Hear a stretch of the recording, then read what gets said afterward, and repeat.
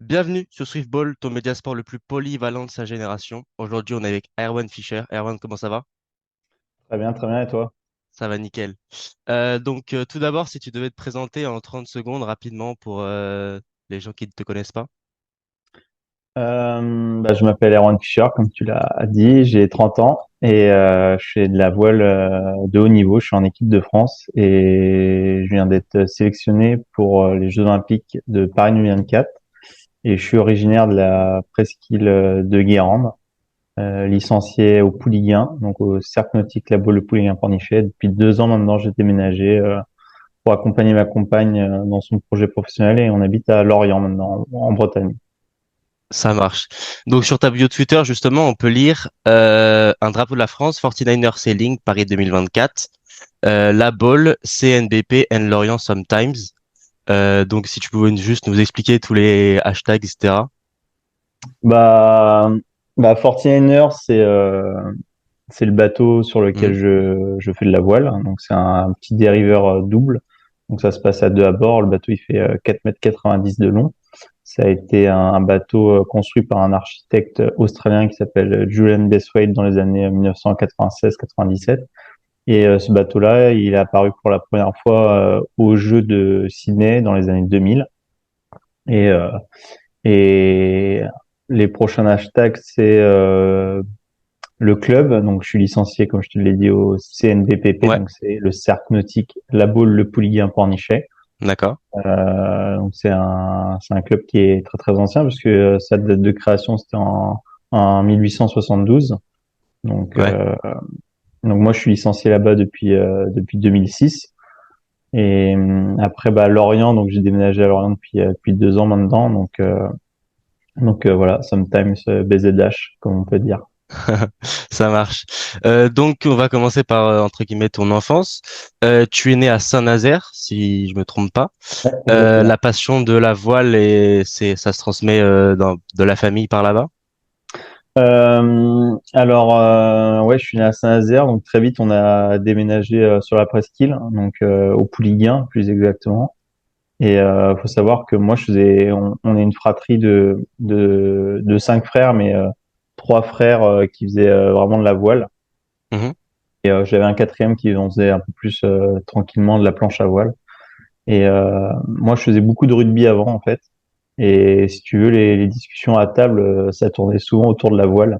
Du Mhm. coup, je me sentais un peu pas exclu, mais parce que j'étais quand même dans les discussions, mais voilà, je faisais bande un peu à part dans les discussions.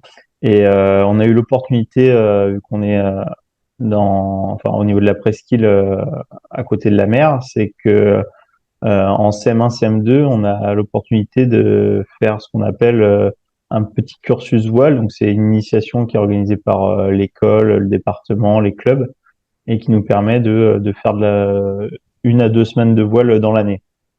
Et donc, ça m'a quand même plu le milieu et Mhm. puis le fait de discuter avec mes frères, etc. Donc, j'ai essayé d'abord par l'Optimiste, c'est un petit bateau solitaire. J'ai pas beaucoup aimé. Ok. Et du coup, je suis retourné au rugby. Et en fait, après, on m'a proposé 2 ans plus tard, du coup en 2006, vers l'âge de 12 ans, ce qui est assez tard, puisque mon grand frère et mon petit frère, ils en faisaient déjà vers l'âge de 6-7 ans de la voile. Et, euh, et en fait, on m'a proposé de faire du double, donc à deux. Et en fait, je pense que les valeurs du rugby, de l'équipe, de la cohésion, voilà, à bord d'un voilier, ça m'a Mhm. plutôt plu.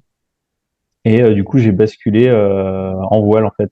Les discussions, je me suis dit, bon, à table, du coup, comme ça, on va tous parler voile, ça va être le plus simple. Euh, et puis, euh, et puis j'ai progressé assez rapidement parce que l'année d'après, en 2007, du coup, j'étais déjà vice-champion de France dans Ok. ma catégorie. Donc, c'est vrai que j'ai progressé assez vite parce que en fait, même si je faisais pas beaucoup de voile, en fait, j'avais déjà tout le vocabulaire marin Ouais. qu'on avait à table, voilà, les explications du vent, tout ça. Donc, c'est vrai que j'ai progressé assez vite dans ce sens-là. Et puis, en fait, pareil, dès ma quatrième, du coup en 2007, j'étais déjà dans un collège qui faisait de la voile le mardi et le vendredi. Du coup, je Ok. faisais 4 jours de voile par semaine déjà à mon âge.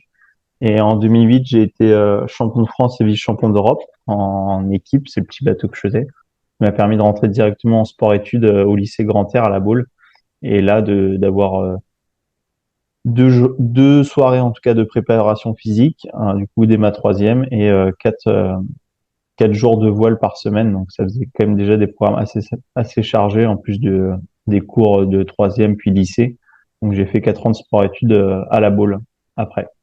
Ça marche. Et du coup, est-ce que tu as poursuivi des études après ton bac, après ton lycée? Ouais, ouais, j'ai poursuivi. Alors, je voulais plutôt m'orienter dans l'univers de la voile, dans le coaching, etc.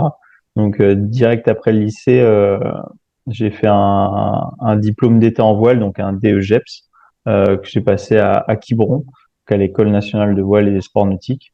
Donc, voilà, fallait. Je faisais ça en alternance, si tu veux, avec des cours à l'école et puis de la pratique dans un club. Mhm. Et j'ai passé mon diplôme dans un club qui s'appelle le Snow Nantes, qui est à Nantes. Euh, en fait, ça m'a permis de voir une autre structure que le club où j'étais licencié. Et donc, ça a duré pendant 2 ans. Donc, j'ai mis un peu de côté la voile. Je naviguais de Ok. temps en temps, mais ça demandait, c'était une formation initiale, donc ça demandait beaucoup d'heures. Fallait que je fasse un mémoire, etc. Donc, ça m'a pris pas mal de temps. Et je me suis dit, au moins, si après je veux refaire de la voile de haut niveau, donc basculer en 49er parce que je faisais du 29er en sport-études, donc le petit frère du bateau olympique. Je suis au moins, si j'y arrive pas ou que je me blesse ou quoi que ce soit, au moins j'ai une roue de secours pour pouvoir Mhm. basculer sur autre chose après. Donc en 2014, j'ai fini mes études, j'ai été diplômé et j'ai refait un projet olympique en 49er. C'est à Ok. partir de là que j'ai commencé en fait bah, on était déjà sportif de niveau, mais vraiment la catégorie, on va dire, senior et phare de la voile au jeu, quoi. Ok. Et comment tu t'es fait ta place dans ce milieu de la voile justement, qui est un peu, enfin, qui est un sport très technique et assez physique aussi? Ouais, bah ça a été, bah, comme je dis, je suis en fait très rapidement été dans une famille, on parlait beaucoup de voile, etc. J'ai eu la chance de pouvoir être épaulé par mes frères aussi qui ont fait sport-études. Donc on était 3 frères à faire sport-études. Donc, bah, nous, quand on rentrait le soir, on reparlait encore de voile, etc. Donc, forcément, et puis d'avoir plusieurs cerveaux qui réfléchissent sur des Mhm. problèmes, des manières de s'entraîner ou de progresser, et puis de s'appuyer sur les qualités et les choses à travailler de l'autre, ça a été une grande force.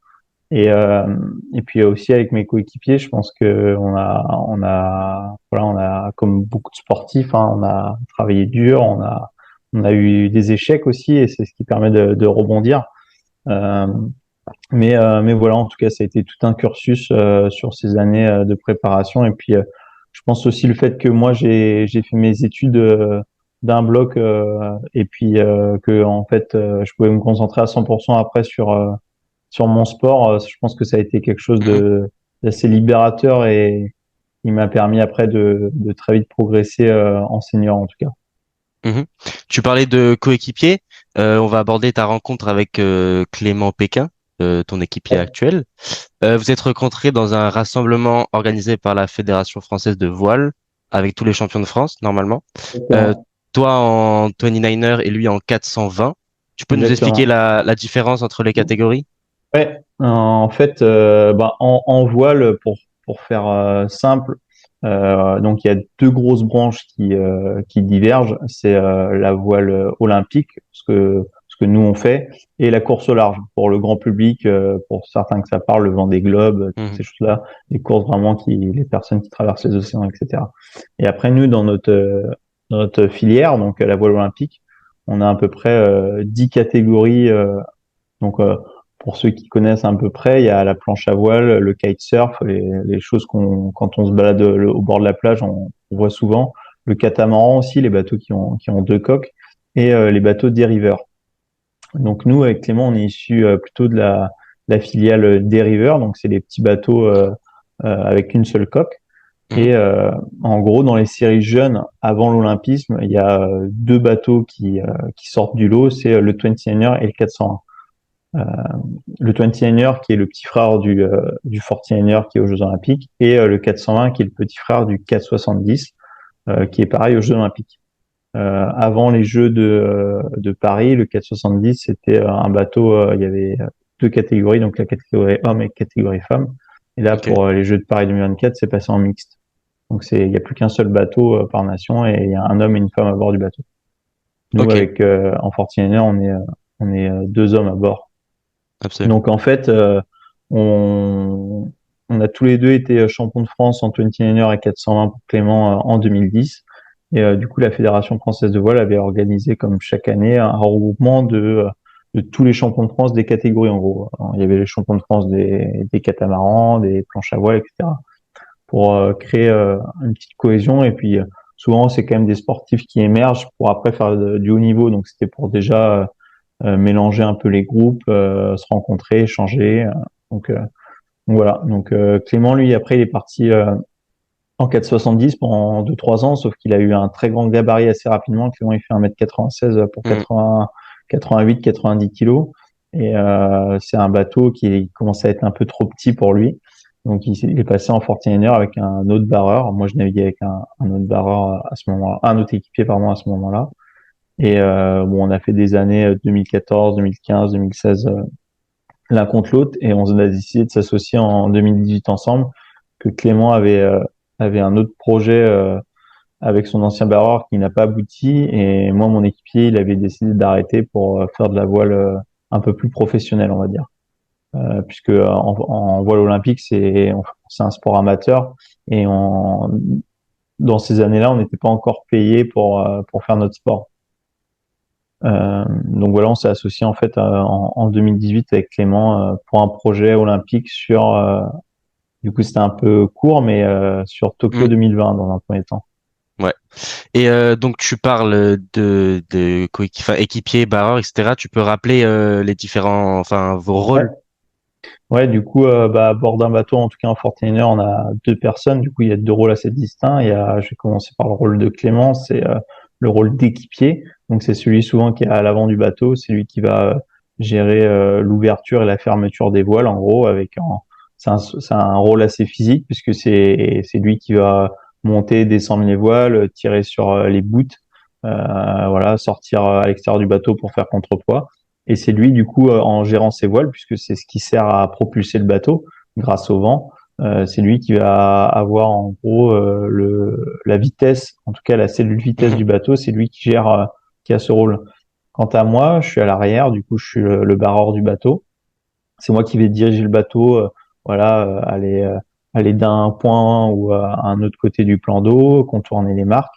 Et je vais avoir aussi le rôle de stratège. Donc, c'est moi qui vais faire la tactique stratégie, même si du coup, avant un départ, on parle un peu de stratégie quand même en commun pour que il y ait un premier plan qui soit défini. Mais après, dans la manche, c'est moi qui ai le rôle de la tactique. Quand est-ce qu'on pour parler un peu avec le vocabulaire, qui dit quand est-ce qu'on vire, quand est-ce qu'on empanne, quand est-ce qu'on envoie les voiles. En fait, c'est un peu le métronome du bateau, mais après, dans l'exécution, celui qui fait les gros bras, c'est plutôt Clément. Ok, ça marche. Et comment vous, enfin, vous vivez, enfin, une aventure en ce moment? Comment, enfin, est-ce que vous vous entraînez ensemble, etc. Quelle est votre relation au jour le jour, au quotidien? Ouais, on passe énormément de temps ensemble. Là, on est à peu près entre 200 et 250 jours par an sur l'eau, ce qui représente voilà, en gros une vingtaine de jours par mois sur l'eau. Mhm. Euh, et le reste du temps, on a aussi tous les autres aspects de la performance, la préparation physique, la préparation mentale. On fait un sport amateur, du coup, il y a beaucoup de logistique et de Bien préparation sûr. de matériel. Donc, l'optimisation, le développement, toutes ces choses-là. Et puis, la recherche de partenariats et puis aussi de fidéliser les partenaires avec qui nous soutiennent. Donc, voilà, les rencontrer, échanger, partager notre aventure. Et après, du coup, c'est vrai que on dit souvent qu'on passe plus de temps ensemble qu'avec nos copines, par exemple. Mhm. Et c'est vrai que c'est des projets qui prennent énormément de temps, sportifs de niveau, mais c'est comme dans tous les sports. Mais voilà, donc c'est des concessions à faire des fois. Et c'est vrai que j'ai beaucoup de chance et que ma copine, elle est très elle est très compréhensible par Mm. rapport à ça. Donc c'est plutôt top de pouvoir compter sur en tout cas une partenaire qui me soutient et qui est à fond dans mon projet. Ouais, c'est top. On va revenir sur un autre élément un peu moins joyeux. La non-qualification aux Jeux Olympiques de Tokyo en 2020. Ouais, Tu peux nous expliquer déjà pourquoi et comment vous l'avez vécu? ouais, il faut savoir que du coup, en voile, on est qualifié par soit des résultats, ça dépend en fait, c'est un comité de sélection qui décide la manière dont ils vont procéder à la qualification. Donc, soit par des résultats, soit voilà par des critères de performance. Euh, et en gros, d'abord, avant d'être sélectionné au jeu, il faut d'abord qualifier la nation. Donc nous, c'est une chose qu'on avait fait déjà en 2000. Souvent, on qualifie la nation 2 ans avant les Jeux, donc en 2018. Euh, et après la qualification de l'équipage, c'est à peu près 1 an avant les Jeux. Ok. Et en gros, euh, il y a ce que je disais, il y a 10 séries olympiques du coup à se qualifier et à un comité de sélection qui doit décider entre tous les athlètes. Et nous, du coup, avec Clément, pour 2018, quand on s'est associés ensemble, donc on savait que bah, la qualification pour les Jeux, c'était juste dans 1 an. Mhm. Donc nous, on fait quand même un sport qui a pas mal de enfin qui dépend pas que de nous puisque c'est un sport d'environnement extérieur, donc il y a le vent, le matériel, les conditions voilà qui peuvent jouer, donc il y a plein de facteurs qu'on maîtrise pas en voile, mais Mhm. par contre le but c'est d'être de les maîtriser tout ce qu'on peut maîtriser au maximum, d'être à fond calé là-dessus. Donc déjà la préparation pour la qualification elle a été assez courte, surtout que Clément s'était blessé à la première compétition au poignet, donc on avait dû s'arrêter quasiment 3 mois. Donc on arrive sur cette fameuse qualification, du coup c'est en décembre 2019 au championnat du monde en Nouvelle-Zélande. Et on fait déjà une très très bonne saison, on est quasiment parmi les plus réguliers des 4 équipages.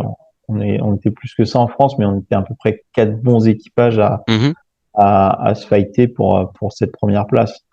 Et, donc le comité de sélection avait décidé de prendre qu'une seule épreuve de référence, donc c'est assez cruel puisque bah, il peut très bien se passer de très bonnes choses comme se craquer juste pour une épreuve. Et bah, malheureusement pour nous, on finit deuxième de cette qualification, donc on finit 14e au championnat du monde. Et ceux qui se qualifient, ils finissent huitième ou neuvième. Mais en points, on était très très très, très proches. Mhm. Du coup, bah, ils ont décidé d'envoyer l'autre équipage sélectionné. Du coup, vu qu'on était deuxième, on était remplaçant pour les Jeux de Tokyo, puisqu'il y a qu'un seul équipage qui va au jeu en fait. Euh, Nous, on est un sport où c'est pas comme des sports à chronomètre où bah si on fait Ouais. un temps suffisant, bah en fait on envoie autant d'athlètes par exemple en natation ou en athlétisme. Mhm. Si on se qualifie grâce au temps, on peut avoir 3 Français Mhm. sur un 800 mètres haie, sur un dos crawlé, enfin voilà toutes ces choses-là. Donc nous on a vraiment qu'un seul bateau, donc des fois, c'est un peu dur parce on peut avoir 3 Français, par exemple en kitesurf là, sur cette Olympiade, on avait 3 ou 4 Français dans le top 10 mondial. Mhm. Mais pour autant, il n'y en aura qu'un qui ira aux Jeux Olympiques. Ouais.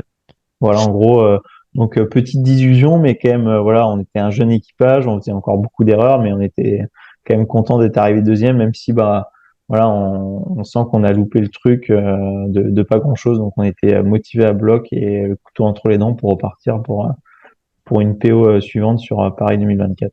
Sachant que c'était Et un peu particulier parce que les Jeux avaient été reportés d'1 an en oui, plus. bien sûr. Et vous étiez donc remplaçant. Enfin, vous étiez enfin, au Japon ou vous étiez en France en attendant? Non, ouais. Et du coup, la particularité de Tokyo, c'est que c'était encore avec le Covid. C'est pour ça que j'avais fini là-dessus. C'est que ça avait été reporté d'1 an. Les restrictions sanitaires étaient assez drastiques. Il y a même des athlètes qui ont été là-bas qualifiés aux Jeux et qui n'ont pas pu faire les Jeux Mhm. à cause de la pandémie. Donc en fait, le rôle de remplaçant pour le jeu, c'est d'être partenaire entraînement, donc d'accompagner les gars sur leurs entraînements, savoir qu'est-ce qu'ils ont besoin comme aide et comme soutien, voilà. Et après, jusqu'au dernier moment, en fait, on est prêt pour s'il y a un accident, s'il y a voilà une blessure, pour pouvoir les remplacer au besoin, quoi. Ok. Voilà Et un peu c'est le un, rôle. ça serait un remplacement par deux, bien sûr. Alors ça dépend, il y a des Ah, ok. Olympiades, ils ont remplacé par poste, et il y a des Olympiades où ça a été remplacé par équipage, mais c'est quand même très très rare. Ok. Ça Et marche. ça a dû arriver une ou deux fois où ça a été soit l'un soit l'autre. Ok. Et donc vous avez beaucoup travaillé sur le mental après ça. Enfin, c'est important dans votre sport d'être préparé mentalement à toute épreuve. Ouais, en fait, bah, on s'est fait un constat après cette PO-là, donc après Tokyo, de se dire bah où est-ce que on pouvait continuer à travailler, à progresser. Et en fait, on s'est rendu compte qu'on se connaissait pas assez, ce qui était normal. Du coup, on voulait accélérer le processus. Donc, on a fait appel à un préparateur mental qui s'appelle Quench Beek, et qui en fait nous a permis de rentrer un peu plus en interne sur nous, comment on se sentait personnellement, comment on voyait la performance, et puis après mettre tout ça en commun, développer la confiance qu'on avait l'un envers l'autre, créer un peu une flèche du temps, donc avec nos différentes étapes et objectifs à court, moyen, long terme, et tout ça, voilà, consolider un peu notre équipage en mental, puisque bah, comme je te le disais, on fait un sport quand même d'extérieur, donc il y a des choses qu'on maîtrise pas qui peuvent être des fois assez frustrantes. Mhm. Et voilà, enfin, faut aussi vivre avec ça et être très dans l'adaptatif. Et en tout cas, tout ce qui était, ce qui peut être maîtrisable, en tout cas, se doit d'être maîtrisé. C'est le plus, en tout cas, le plus important dans notre sport. Voilà. Et donc ensuite, vous êtes tourné vers Paris 2024 directement. C'était l'objectif dès 2021. Ouais, juste après la période des Jeux, on est direct reparti. On a accompagné Lucas Emile, les sélectionnés olympiques pour Tokyo 2020. Et direct 2021, l'été après les Jeux, on a basculé en tout cas, on s'est recentré sur notre équipage puisque pendant un an et demi quasiment, on a été très dans le partage, très dans le soutien envers l'équipage sélectionné. Donc on s'est un peu il y a des choses qu'on n'a pas pu progresser puisque bah quand on est partenaire, on doit vraiment faire ce que les autres ont besoin. En tout cas, on est dédié à 100% parce que le but c'est que la France elle brille de la meilleure des manières. Bien Donc sûr. même si c'était nous qui sommes pas allés au jeu, le but c'était quand même qu'ils rapportent la plus belle des médailles les garçons. Voilà, malheureusement ils ont pas très bien marché au jeu, mais voilà, ça fait partie du sport en tout cas. Mais nous, direct après les gens, on était tournés à nouveau vers notre projet, notre objectif qui était dans un premier temps de se qualifier pour Paris 2024 et puis après de décrocher une médaille. Et dans cette période, ton équipier, il se blesse de multiples reprises.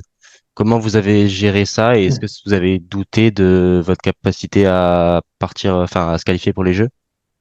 Ouais, c'est sûr que bah, Clément, il a eu pas mal de blessures. Comme je t'ai dit, il a un assez grand gabarit. Et Mhm. en voile, surtout à son poste, il y a en fait, sur notre bateau, on est quasiment toujours debout à l'extérieur du bateau. Donc, il y a beaucoup de déplacements, beaucoup de sollicitations. Et vu qu'il est très, très grand, bah, plus il y a d'angles et sur ses membres, eh ben, plus ils sont sollicités. Et en plus de ça, Clément, il a grandi très très vite. Du coup, il a eu, je sais plus c'est quoi la maladie qu'il a eue, mais voilà, il a dû se faire opérer des genoux Ouais, pour Osgood raboter Schlatter. un, voilà. Et du coup, bah, il s'est fait opérer de ça. Du coup, en fait, et après, il a eu une petite infection ça a duré plus longtemps que prévu. Au lieu que ça dure 3 mois, ça a duré quasiment 6 mois. Donc, moi, j'ai dû naviguer avec mon ancien équipier en attendant. Voilà, ça a été un peu délicat parce qu'il faut tout remettre en place. Et moi, du coup, j'avais continué à progresser. J'avais adopté mes habitudes, mes manières de fonctionner, nos routines avec Clément. Du coup, il fallait que je rebalaye un peu sans retourner dans mes anciennes routines avec mon coéquipier, etc., mais continuer à progresser. Et après, du coup, en 2022, euh, on fait une très très belle saison. On gagne une étape de Coupe du Monde à Palma. On fait troisième à une autre étape de Coupe du Monde. C'est des choses qui n'étaient pas arrivées en 49 français depuis je crois 2012, quelque chose comme ça. Et, euh, et l'année juste après, 2023, Clément il se reblesse en janvier, il se fait une luxation du ménisque et du coup il doit se faire opérer Et là, ça pareil, ça a duré quasiment 4 mois. Donc Mhm. c'était du coup il y a pile un an. Commencer notre première étape de qualification pour les Jeux de Paris 2024. Donc là, le comité de sélection, je te disais la dernière fois, là, pour Tokyo, ils avaient décidé de faire ça sur qu'une seule épreuve. Là, ils Mhm. avaient complètement changé. Ils avaient décidé de faire ça sur 5 épreuves. Ok. Donc moi, ma première épreuve, mes 2 premières épreuves de qualification, je suis censé les faire sans Clément. Donc là, je trouve un jeune équipier avec Clément et les coachs qu'on trouve qui, en tout cas, qu'il émerge. Il n'avait pas de projet à ce moment-là, c'est Yoann Bertin. Mhm. Et du coup, on fait les 2 premières étapes de qualification ensemble et on fait 2 fois premier français. Et la première étape de qualification servait à se qualifier pour le test event. Le test event, c'était la Mhm. troisième étape, en tout cas pour se qualifier pour le jeu, mais c'est en gros la répétition générale un an avant les Jeux, grandeur nature, quoi. C'est tout pareil, il n'y a qu'un seul bateau par nation. Et, euh, et Clément devait revenir à quasiment 2, 3 semaines avant le test event. Donc Clément a fait un super job. Il a quasiment pu revenir un mois avant. Du coup, là, on s'est rentraîné ensemble et on Mhm. fait médaille d'argent sur le test event. Donc plutôt de bon augure pour la suite. Mais voilà, il reste encore 2 étapes de qualification.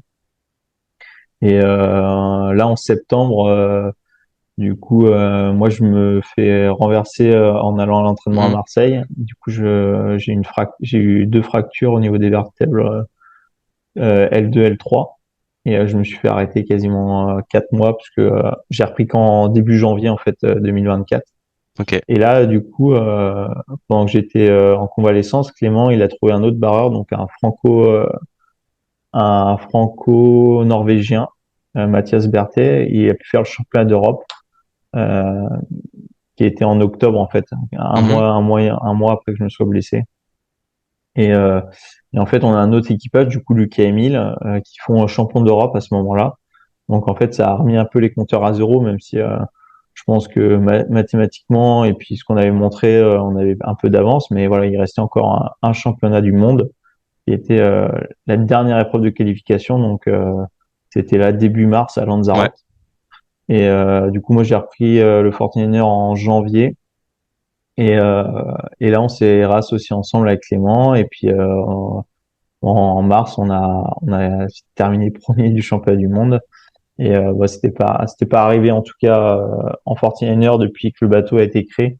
Mhm. On était seulement le 8e pays à avoir le titre de champion du monde, puisque c'était assez réservé en tout cas aux Anglo-Saxons et puis aux Néerlandais qui venaient d'être triple champion du monde les 3 dernières années.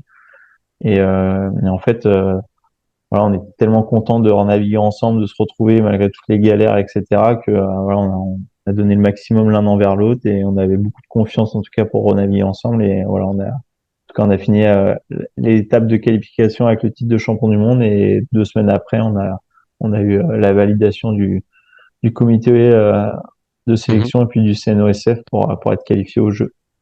Absolument. Mais juste si on revient sur janvier 2023, comment t'as fait pour, enfin, les habitudes avec Yoann Bertin, comment tu les as trouvées aussi rapidement? Bah, on a dû faire des choix. Après, les choses qui m'ont bien aidé, c'est que bah, moi, quand même, dans mon cursus, c'est que ce que je disais, j'ai passé des diplômes d'état en voile, donc là, je fais pas mal de coaching à côté.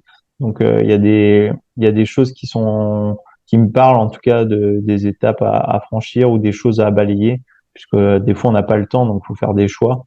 Donc, je pense que ça nous a bien aidé. Et je pense que c'est aussi aux qualités intrinsèques du UN, c'est qu'il était surmotivé à bloc, d'avoir une opportunité de pouvoir naviguer et d'être intégré dans un projet olympique senior avec voilà cette première étape de qualification. Et ouais, il y allait à fond et franchement, il a eu beaucoup de courage parce que c'est pas Mhm. simple quand même de débarquer comme ça et de voilà devant des mecs qui sont allés au jeu ou des équipes qui sont entraînées depuis des années. Et voilà, donc ça a été un peu un, un soutien et puis de la part de Clément surtout parce qu'il est en fait il est resté dans la boucle malgré qu'il soit Mhm. blessé. Bah tous les soirs on se faisait des petits débriefings. Il va nous poser des questions sur comment il pouvait faire mieux les choses. Et puis on a vraiment séquencé sur ce qu'on devait bosser parce que chaque plan d'eau est différent et chaque plan d'eau a sa spécificité. Et je savais qu'à Palma, on devait bosser certains aspects techniques qui me paraissaient importants. Ça servait à rien de bosser d'autres aspects puisqu'on n'allait pas rencontrer ces conditions-là. Et Mhm. en fait, on a vraiment condensé je veux dire, mis étape par étape sur ce qui était important à faire dans le peu de temps qui nous était imparti. Et il y avait des choses forcément qu'on n'avait pas la main et qu'on ne pouvait pas faire puisqu'on n'avait pas de temps. Donc c'était prioriser Bien sûr. les choses à réaliser. Et donc Clément revient pour le test event. T'as marqué sur Twitter qu'une étape vers notre objectif, mais quel plaisir après une année commencée par une blessure pour Clem. C'était un soulagement, un déclic. Ouais, en fait, bah un peu d'appréhension parce que la reprise de Clément, on sait pas si même si on y était allé étape par étape, puisque quand Clément avait repris, il avait pas repris à 100%. Yoann avait été là sur les premiers entraînements. En fait, Mhm, pour faire simple, à peu près un entraînement, ça dure entre 2 3 heures. Et en gros, enfin Clément faisait la première partie, il faisait quasiment une demi-heure, 3 quarts d'heure, 1 heure les premières séances, et puis Yoann finissait la suite. mhm, Donc voilà, ça a été un long chemin un peu de remise à niveau de Clément, mais voilà, c'est arrivé en finale très très vite. Hein, ça se perd pas quand même. En finale, on se rend compte que c'est un peu comme le vélo. Hein. Une fois mhm, qu'on sait faire, ça revient assez vite. Mais mais voilà, en tout cas, il y avait cette appréhension un peu de comment ça allait se passer. Mais en fait, comme je te dis, on avait tellement de plaisir à naviguer ensemble, de choses à montrer. Puis voilà, Clément avait la niaque, puisque pour lui, c'était la première étape de sélection à nouveau. Donc voilà, comme je te dis dans le tweet, c'était une première étape pour nous deux, parce que on se retrouvait sur la première épreuve de sélection pour nous deux. Mais, euh, mais voilà, c'était en tout cas beaucoup de plaisir et beaucoup de fierté, surtout que moi, c'était la première fois que sur une épreuve que je représentais la France en tant que seul équipage mhm. vraiment représentant. Donc c'était un très très bon moment en tout cas de partage et de collectif aussi avec les autres membres de l'équipe de France, puisque comme je te disais, on était vraiment c'était la répétition générale des jeux, donc on avait les autres équipages, les autres équipes. Non, c'était un très très beau souvenir. Ouais, c'est top. Et du coup, fin septembre, tu te fais renverser par une voiture. Est-ce que tu te dis que c'est fini, enfin que ça va être compliqué de revenir ou? Non, non, je me dis pas que c'est fini. Après, au début, première chose, c'est voilà, on attend le verdict, quoi. Qu'est-ce que j'ai réellement, les délais, les combien de temps ça va durer. Est-ce que même quand ils disent des dates, est-ce que ça va pas être plus long, plus Mhm, court? Donc, non, j'ai plutôt mis vraiment un point d'orgue à vraiment faire ça étape par étape, vraiment me faire appel à des spécialistes. Et puis vu que j'habite à Lorient, en fait, il y a un centre de rééducation qui s'appelle CARPAP, euh, qui est pour voilà tout ce qui est rachis, grand brûlé, les personnes amputées qui ont eu des accidents de voiture, toutes ces choses-là, mais pas que. Franchement, ils ont été top. Beaucoup de soutien et puis voilà, ils savaient que j'avais potentiellement une chance de faire les jeux. Ça a été pareil quand je me suis fait opérer à l'hôpital de la Timone à Marseille. Voilà, ils savaient que potentiellement j'allais être là cet été pour les jeux, donc ils ont été vraiment top, super professionnels et puis bon, franchement ils ont répondu avec patience à toutes mes questions, toutes mes interrogations et voilà ces 3 4 mois de rééducation ont été très bénéfiques puisque ça m'a permis de faire d'autres choses aussi parce que quand on navigue on n'a pas forcément le temps de mhm. tout faire. Mais voilà, comme ce qu'avait fait un peu Clément, continuer d'être dans la Ouais. boucle sur le projet, bah moi ça m'a permis de faire d'autres choses aussi, d'avancer sur d'autres sujets et puis voilà, enfin, ça a été top. Donc au début un peu d'interrogation, un peu d'inquiétude, mais très rapidement remobilisé pour la suite et avec toujours l'objectif au fond de ma tête qui était la première étape, la qualification pour les Jeux. Voilà. Et début mars, c'est un peu la consécration. Je vais encore une fois te citer. Une semaine incroyable, osmose parfaite à bord. Le chemin n'a pas été un long fleuve tranquille, mais la passion et la détermination payent. Quel bonheur. Vous, là, c'était vraiment une fierté de pouvoir être les premiers à gagner une manche, enfin, à gagner le championnat Ouais, du monde. ouais. Enfin, en fait, on s'en est Gagner le championnat du monde, on s'en est vite rendu compte, mais en fait, c'était par la manière. C'est vrai que, en fait, quand le triple champion du monde vient de voir, que tout le monde sur le parking te dit, waouh, je crois que c'est jamais arrivé une telle avance sur une épreuve. Surtout qu'on a eu un championnat très complet, avec du petit temps, du gros temps. On a eu du vent de terre, du vent de. Donc en fait, c'est des conditions différentes. Mhm. Et en fait, on a réalisé aussi tout programme. Donc c'était 16 courses avec en plus la course finale. Donc non, c'était un chemin très très complet et non très très content. Et puis en fait c'est les gens autour qui nous ont fait réaliser ce qu'on avait réalisé qui était historique quoi. En tout cas pour la voile française, c'était pas arrivé en tout cas en 49er. Ok. Et j'ai une question toute bête. Comment t'apprends que t'es sélectionné pour les Jeux Olympiques? Enfin, tu reçois un mail, un message. Ouais, en fait, on reçoit un coup de fil, on reçoit un coup de fil de notre directeur des équipes de France, qui avant ça, je pense, a dû être avec le comité de sélection, donc le DTN, le directeur national technique, le président de la Fédération française de voile, et puis sûrement d'autres personnes. Et il nous appelle, il nous dit bah voilà, en tout cas, on a proposé votre nom au CNOSF, puisque c'est vraiment le CNOSF après sur une qui en fait challenge les fédérations sur quels ont été leurs types de sélection. Est-ce que c'est vraiment légitime? Est-ce que c'est pas juste du copinage parce que Mhm. un tel connaît un tel, etc. S'il y a vraiment en tout cas voilà, des critères qui sont respectés. Et après on a en fait l'officialisation sur les réseaux sociaux. Donc ils nous disent la décision elle sera prise à 16 heures et voilà et après c'est parti. Et puis mais on a déjà c'est très rare que le CNOSF aille à l'encontre des Mhm. fédérations, puisque franchement, ça doit être tellement être carré et réglo que voilà, c'est déjà, donc on a un premier avis, en tout cas, du comité de sélection de ta fédération en amont de l'officialisation du CNOSF, en fait. Ok. Et vous êtes en donc 49er masculin et chez les femmes, c'est Sarah Steyer et Charline Picon.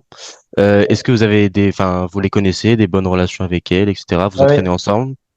Alors, c'est deux Rochelaises. Clément, faut savoir qu'il est de La Rochelle, lui, donc on les connaît très bien, surtout que Charline, c'est une des grandes stars de la voile française et surtout aussi des différents JO qu'il y a eu parce qu'elle a été championne olympique en 2016 à Rio.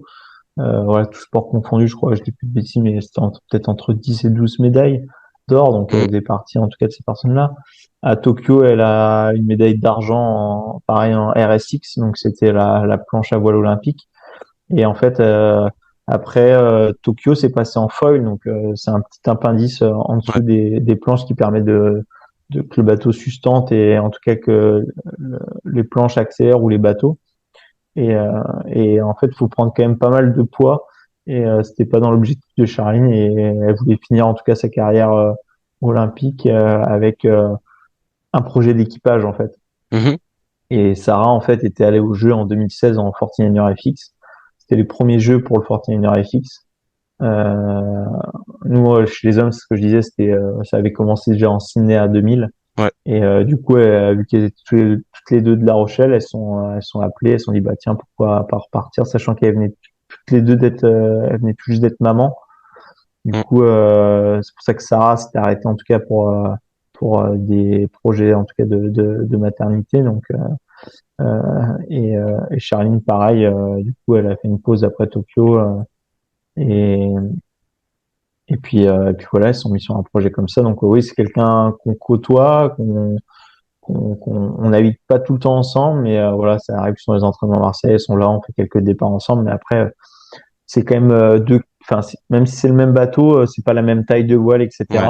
Donc c'est quand même des entraînements qui sont assez de leur côté. Mais par contre, il y a des aspects techniques qu'on peut échanger, où on fait des débriefs ensemble, Mm. ou quand elles ont une question, ou même nous, on s'appelle, on échange. Donc voilà, en tout cas sur ces sujets, ça peut être complémentaire, quoi.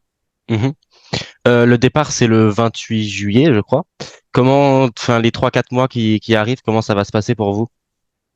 Ouais, première course le 28 juillet, medal race, donc la course finale seulement le 1er août. Et après, on a 3 jours de réserve derrière ça. Donc, si jamais il y a une journée qui saute parce que il n'y a pas eu assez de vent ou trop de vent, Mm. en fait, on a des journées de réserve après. Et du coup, avant ça, là, il nous reste 2 autres épreuves.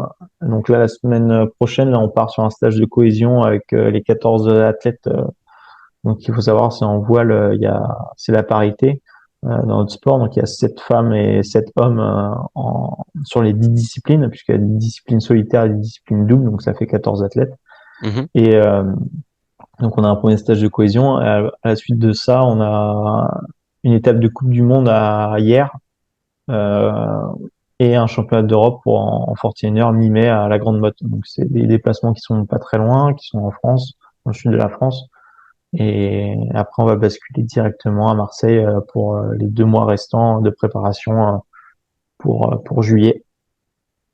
Et justement, à Marseille, vous avez déjà pris connaissance des lieux?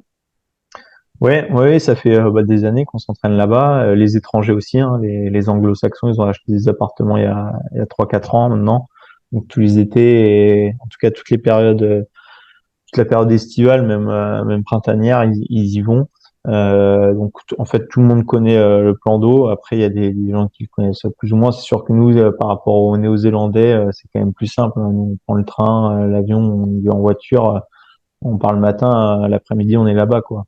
Donc en fait on peut faire des stages un peu plus réguliers et à la fois on peut rentrer assez plus rapidement chez nous. Donc c'est plus dans ce un avantage sur le point de vue logistique Mhm. plus que connaître le plan d'eau là-bas. Après, c'est sûr que nous, on a nos météorologues qui connaissent le plan d'eau depuis des années, hein, donc qui l'étudient depuis des années, donc on a un avantage là-dessus. Après, la météo, on la contrôle pas non plus, donc c'est c'est à la fois des avantages, mais voilà, c'est des fois aussi à trop s'enfermer dans des récurrences qu'on a pu rencontrer. Le jour J, on a passé cette météo-là où je veux dire la récurrence elle est un tout petit peu différente. Mm. Bah, des fois on va être un peu avec des œillères et c'est pas forcément bon non plus. Donc voilà. Très bien. Et est-ce que tu peux nous expliquer très rapidement le format de l'épreuve avec la medal race qui compte, les points comptent double, c'est ça? Ouais. Donc faut savoir que les jeux c'est un peu particulier puisqu'il y a qu'un athlète par nation, mais en gros une compétition en voile c'est à peu près 6 jours de compétition. Souvent on a 3 jours de qualification puisqu'on est pour faire simple en 41 heures on a à peu près entre 80 et 90 bateaux généralement en compétition. Là aux Jeux Olympiques il y aura que 19 bateaux puisqu'il y a que 19 nations de Mhm. qualifiés aux Jeux. Et en gros on a 3 jours de qualification habituellement. Au bout des 3 jours ils gardent ce qu'on appelle un rond or, un rond argent et un rond bronze. Donc le rond or ça va être les 25 premiers qui vont régater entre eux et qui vont faire 3 jours de régate entre eux. C'est ce qu'on a eu par exemple au championnat du monde. Mhm. Et à la suite de ça, les 25 premiers, il en restera que 10 qui ont les meilleurs points, puisque quand on fait à peu près 3 manches par jour, et c'est celui qui a le moins de points qui remporte la régate. Donc, quand on franchit les lignes premières, on a un point, deuxième, troisième, etc. Donc, c'est un cumul de points. Et du coup, les 25 premiers font des manches entre eux, et les 10 premiers, au bout de ces 6 jours, sont qualifiés pour ce qu'on appelle la medal race, donc la course à la médaille. Et ça, c'est une seule course qui compte double. Et on garde nos points en fait du championnat et ça permet de Mhm. redistribuer de temps en temps les cartes. Et par contre, aux Jeux Olympiques, on a que 4 jours de flotte et une journée de medal race. Et pendant ces 4 jours on est 19 bateaux, donc il n'y a pas de Ouais. qualification de finale, etc. Donc à l'issue des 4 jours, en fait, sur les 19 bateaux, les 10 premiers seront qualifiés pour la medal race. Et voilà, il y aura une seule course pour pareil qui compte double et qui permettra de décrocher une médaille olympique. Et donc l'objectif, c'est l'or. Ouais, l'objectif c'est l'or, hein, forcément, hein, mais ou une médaille déjà, ça sera incroyable d'avoir une médaille à la maison. Je pense que tout athlète qui va au jeu rêve d'une médaille, hein. Y aller juste pour participer, c'est pas l'intérêt du truc, puisque on peut être favori ou outsider et très bien performer à des moments. Et les jeux, c'est tellement des belles histoires, des histoires incroyables. Et il peut se passer plein de choses et des scénarios complètement enfin en tout cas qui se prévoyait pas, mais voilà, en tout cas nous c'est sûr qu'on arrive avec la casquette de favori comme d'autres équipages puisqu'on est champion du monde en titre, donc voilà, et en tout cas, on aura le public avec nous aussi, c'est à la maison, donc ça met une pression un peu supplémentaire, mais ça aussi, ça va être des moments où on va être porté par le public et j'espère que voilà, ça va nous faire pousser des ailes. Mais oui, forcément, l'objectif, c'est d'y aller pour décrocher une médaille. Après, est-ce qu'on en aura une, je ne sais pas, mais en tout cas, on va tout faire pour voilà, atteindre notre objectif. Bah, ce sera le mot de la fin. Merci beaucoup, Erwan, pour toutes ces réponses. Et puis, on te souhaite le meilleur pour les JO. Faut ramener une médaille. Bah, en tout cas, on va tout faire pour, mais merci beaucoup en tout cas pour ce moment et puis à la prochaine. Et voilà, c'était l'interview Swiftball d'Erwan Fischer. Si t'as aimé la vidéo, n'hésite pas à mettre un like et aussi à nous suivre sur nos réseaux sociaux dans la description. Et puis quant à moi, je te dis à la prochaine. Ciao.